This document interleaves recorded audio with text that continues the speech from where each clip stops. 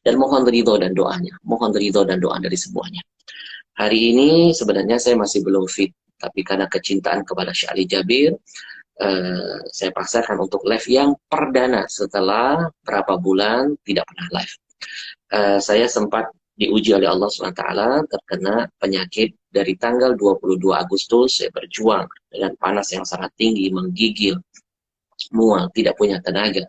Lalu saya dibawa ke rumah sakit, diperiksa, saya khawatir itu tipes. Ternyata negatif tipesnya.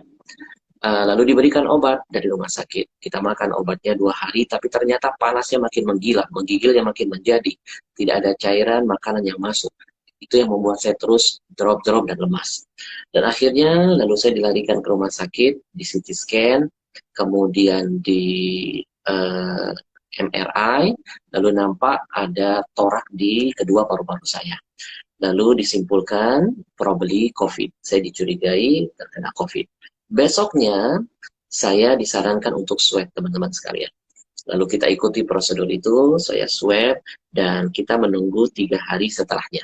Ternyata baru 1 hari, saya sudah tidak tahan dengan panas yang terus tinggi, menggigil, badan yang lemas.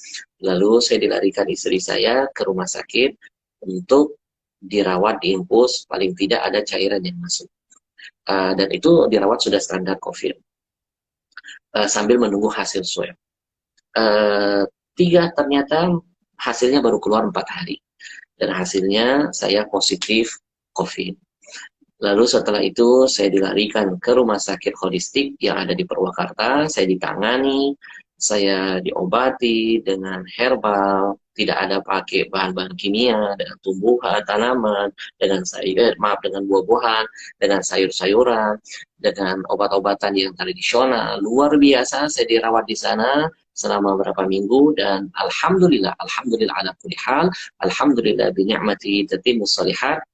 Yang tadinya ketika saya masuk, saya sudah pada posisi yang sangat kritis. Tidak bisa berbicara seperti ini. Ngomong sepatah dua kata, sesak langsung di dada, napas saya itu seperti pendek. Sudah mengap-mengap seperti ikan yang keluar dari habitat air. Sampai pada saya sudah menuliskan wasiat kepada istri, menitipkan wasiat kepada teman-teman, menitipkan wasiat kepada keluarga, dan lain sebagainya. Setiap malam ketika dirawat di masa kritis, saya sempat didatangi oleh beberapa ulama, beberapa habaib yang sudah meninggal dunia. Seperti ada Habib Munzir hadir dalam mimpi, kemudian ada UJ, Ustaz Arifin Ilham, ada Habib Rahman Kirin. Mereka datang, mereka ngobrol, di situ yang membuat saya semakin, ya Allah, jangan-jangan ajal saya sudah dekat. Ya, tapi Allah punya rencana lain. Alhamdulillah saya dipertemukan dengan salah seorang dokter dengan rumah sakit yang Masya Allah yang merawat, yang betul-betul memanusiakan saya.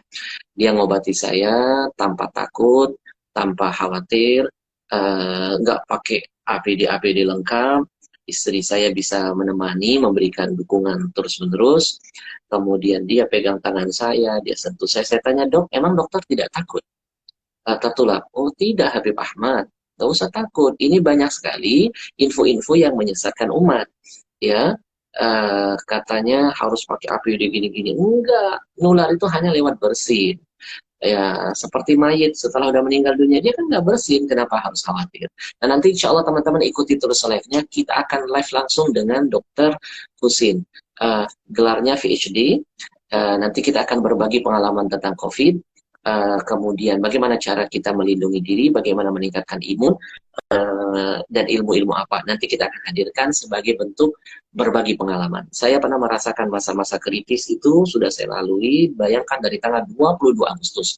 Dan hari ini Alhamdulillah ala kulli hal, binikmati tatimmus shalihat, saya sudah napasnya sudah lega, sudah bisa lancar berbicara, hanya sedikit lagi pemulihan pada lidah yang terasa cadel ketika berbicara.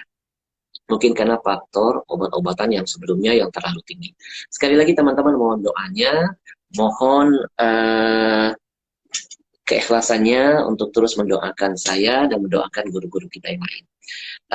Insya Allah mudah-mudahan Allah jaga kita dari segala macam kejahatan makhluk-makhluknya, termasuk COVID. Terima kasih banyak teman-teman sekalian. Nanti insya Allah saya akan hadirkan dokter itu, kita berbagi ilmu. Ya, bertukar pengalaman. Mudah-mudahan memberikan manfaat buat antum semuanya. Sekali lagi, salam hormat untuk semua keluarganya. Assalamualaikum warahmatullahi wabarakatuh.